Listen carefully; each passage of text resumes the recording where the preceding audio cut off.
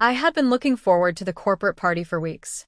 The thought of mingling with colleagues in a more relaxed setting excited me, but more than anything, I was eager to share the night with my partner. We'd been together for over 3 years, and everything seemed perfect. Or at least, it had. The relationship had always felt easy, like it flowed without much effort. We didn't fight, we didn't have secrets, and we rarely disagreed. My partner's smile always felt like a promise, a reassurance that things would stay the same forever. It was in those small, intimate moments that I felt most secure. The way they'd take my hand when we walked, the little jokes we shared. Everything was steady. But lately, there were signs I couldn't ignore. I tried to push them away, but they lingered, always just beneath the surface. It was subtle at first, little things like how my partner seemed more distracted than usual. Sometimes there was a certain distance in their eyes, as if something important had shifted, but I couldn't figure out what it was. It didn't make sense to dwell on it. I told myself it was probably stress or work, nothing worth overthinking. But deep down, I was unsettled. The party invitation had arrived, and for the first time, my partner seemed genuinely excited about the event. They'd been talking about it for days, mentioning how great it would be to see everyone outside of the office. I smiled and nodded, thrilled at the idea of dressing up and attending together, hoping it would be a night to remember. The thought of celebrating with colleagues felt like the perfect opportunity to escape the usual grind of work and just enjoy life. As I got ready that evening, I was nervous in a way that I hadn't expected. I carefully selected my outfit, a dress I knew my partner liked, and ran through a list of potential conversations in my head. I wanted everything to be perfect. I wanted to show off how happy we were together, how effortless it all seemed. The thought of spending the night with my partner by my side filled me with anticipation. But even as I applied the final touches to my makeup, that nagging feeling wouldn't go away. My partner was in the other room, getting ready themselves. I caught glimpses of them, more focused on their phone than on getting dressed. It didn't seem like much, but it felt like a piece of the puzzle that didn't quite fit. There were times when I felt a shift in their demeanor. I would catch them lost in thought, as if there were things they were keeping from me. I tried to ignore it, convincing myself that it was nothing. But as we headed out the door to the party, I couldn't shake the feeling that things were changing, even if I didn't fully understand how or why. We arrived at the venue, and I felt the energy of the room immediately. The laughter, the chatter, the clinking of glasses, it was all so familiar, but also strangely distant. I smiled, trying to shake off the unease that had been growing in my chest. My partner, however, seemed perfectly at ease. They were more talkative than usual, greeting colleagues and laughing easily. But as I scanned the room, I noticed something odd. There were moments when my partner seemed to lose focus, looking around as if they were searching for someone. I couldn't explain it, but it left me feeling more anxious. When they stepped away to talk to a group of people, I stood by myself for a while, trying to engage with a few coworkers, but it was clear I wasn't connecting the way I usually did. Everyone was friendly enough, but I couldn't shake the sense that something was off, especially with my partner. I felt like I was being left out of their world, like I was watching from the outside. And in those moments, I couldn't help but wonder, had things really been as perfect as I thought? Had I been too blind to see the cracks that were starting to show? The rest of the evening passed in a blur. I tried to enjoy myself, but the feeling of distance between us grew. My partner's attention was scattered. At one point, they seemed to be deep in conversation with a colleague, laughing more than usual, a laugh that didn't quite reach me. I excused myself to get a drink, feeling the weight of the moment pressing down on me. Even as I tried to shake it off, the unease lingered. Something felt wrong, and I didn't know how to fix it. I told myself I was being paranoid, that I was reading too much into things. But deep down, I couldn't ignore the feeling that my partner was slipping away from me, piece by piece. The night was supposed to be about connection, about celebration, but all I could focus on was the space that seemed to grow between us with every passing minute. I tried to make small talk with a few people, hoping that the distraction would help, but nothing seemed to ease the feeling that something was falling apart before my eyes. It was then that I first truly began to wonder, could I trust my partner? Were the signs I had been ignoring, those little moments of distance, more significant than I realized? The thought scared me, but I couldn't help but think that maybe, just maybe, I had been wrong about everything. The party was in full swing, and the noise around me was almost deafening.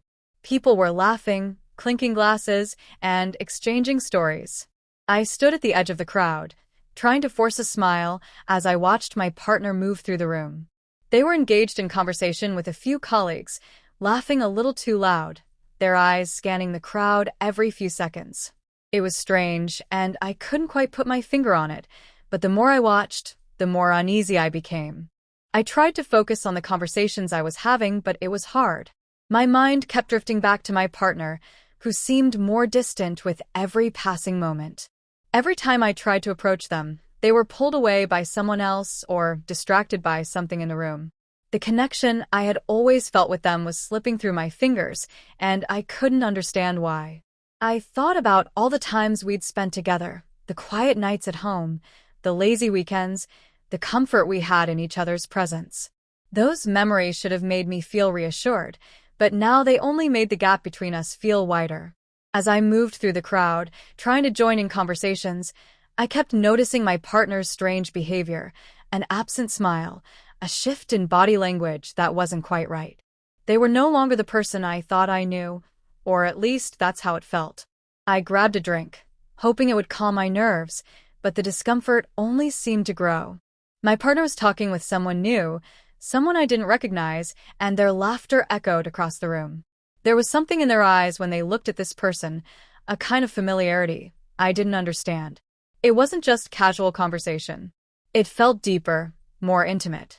I tried to ignore the creeping doubt, but it was hard when everything around me seemed to point toward it. The thought of walking over and joining them crossed my mind, but I hesitated. Something inside me told me to hold back. Maybe it was fear of confronting something I wasn't ready to face.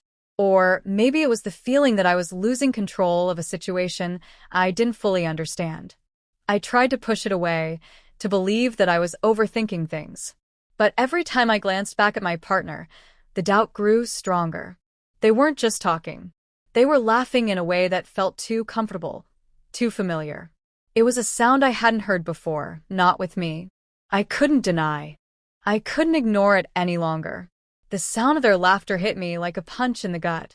It was a sound I'd never heard before, not from my partner. It was different, more intimate, more personal.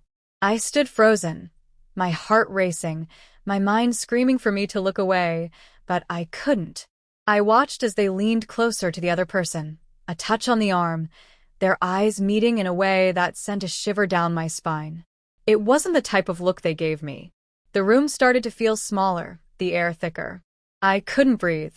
My legs felt heavy, like I was trapped in some kind of dream where everything was blurry and out of focus.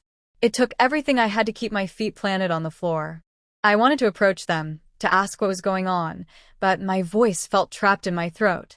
The words were there, but they wouldn't come out. I turned away for a moment, trying to collect myself. The last thing I wanted was to cause a scene, but the pain in my chest was unbearable. I tried to take deep breaths, forcing myself to remain composed, but it was no use. Every time I tried to push it out of my mind, the image of them together, laughing, touching, leaning in, kept replaying in my head. I felt the weight of the betrayal already, even though I hadn't confronted it yet. I needed answers. But where could I even begin? How could I ask about something that felt like it had been happening right under my nose, unnoticed? I should have known. I should have seen the signs before tonight. But there I was, standing alone, looking at the person I thought I knew better than anyone, and all I could see was a stranger. I found myself walking toward the bar, hoping the distance would give me a moment to breathe, to calm down. But every step felt heavier than the last. The noise of the party faded, replaced by the sound of my own heartbeat. I couldn't escape the feeling that the world had shifted, that something irreversible had happened. Then it hit me. I glanced down, and there it was, my partner's phone, sitting unattended on the edge of the bar. For a moment I hesitated. I knew I shouldn't, but the curiosity overwhelmed me. I looked around to make sure no one was watching, and in one swift motion, I picked it up. I didn't have to scroll far. The first message I saw made my stomach drop. It was from the same person they'd been talking to all night, the one who had been getting more of their attention than I ever had. The words were innocent enough, just casual, friendly, but the tone was different. It was too familiar, too comfortable. And the more I read, the more certain I became that this wasn't just a casual friendship. There were more messages, some hidden under layers of conversations, but they weren't hard to find. The compliments, the inside jokes, the kind of intimacy that was shared between two people who knew each other in ways I didn't. The ache in my chest grew with every message, and before I knew it, I had to stop myself from scrolling further. I had seen enough. I quickly put the phone back, but I couldn't shake the feeling that everything I thought I knew was a lie. The truth was sitting right in front of me, glaring at me from a screen, and I couldn't pretend it wasn't real. My partner had been cheating, and I had missed all the signs. I turned back to the crowd, my mind racing, my heart in a vice grip. I wanted to confront them, to demand answers right there, but I couldn't. Not here. Not now. I wasn't ready for the flood of emotions that would come with facing the truth. But the longer I stood there, the more the weight of it all pressed down on me. The realization that everything we had was built on something false. How long had this been going on? How many times had I been blind to the truth? I had always prided myself on being intuitive, on knowing when something was wrong. But this felt like it had been happening right in front of me, and I never saw it. The betrayal wasn't just in their actions. It was in my own inability to see the signs. I had trusted them completely, and now I was paying the price. The anger was bubbling up inside me, but I kept it contained. There was no point in lashing out now, not in public, not in front of everyone. But the questions wouldn't stop. What did they think of me? Did they even care? And what about the other person? Had I ever mattered to them at all, or was I just a placeholder until someone else came along? I looked around again, but all I saw was my partner, laughing, lost in conversation with someone else. They were so far removed from me, from us, that it felt like I was looking at a stranger. The realization was sharp, cutting through the numbness I had been trying to maintain. The truth was undeniable. My partner had betrayed me, and though I hadn't said a word yet, I knew everything had changed. The connection we once had was gone, and it was never coming back. I felt completely numb as I left the party. The noise and laughter faded into the background, and all I could hear was the pounding in my chest. My thoughts raced in every direction, trying to make sense of what had just happened, but I couldn't piece it together. Nothing made sense anymore. My partner, the person I thought I knew, had been betraying me right in front of my eyes. And I hadn't seen it. I couldn't even look at them as we left. My partner tried to make small talk, but I couldn't find the words. What was there to say? How do you even begin to address something like this? The betrayal was too fresh, too raw. I couldn't process it all at once. My heart ached with each step I took, the weight of the situation sinking deeper into my bones. I kept asking myself how I could have missed the signs. The messages, the glances, the laughter, it all made sense now. But it hadn't at the time. I had convinced myself that everything was fine, that we were fine. But now, standing next to them, I felt like I didn't even know them. The person who had once been my partner was now a stranger, and I was left holding the pieces of a life I thought I understood. I wanted to confront them right then, to ask them how long this had been going on, what they had been hiding from me. But the words felt stuck.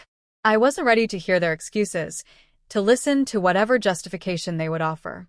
The betrayal wasn't just about the affair. It was about everything that had come before it, the lies, the secrets, the trust that had been broken long before I even knew. When we reached the car, I couldn't bring myself to get in. I stood there for a moment, looking at my partner, who was still trying to act as though nothing was wrong. They smiled, but it didn't reach their eyes. The distance between us had never been more apparent. It wasn't just physical, it was emotional, like a chasm had opened up between us, one that I wasn't sure could ever be bridged. "I don't know what to say," they said, their voice almost too calm.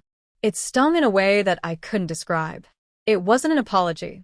It wasn't even remorse. It was just an empty statement, a meaningless attempt to fill the silence.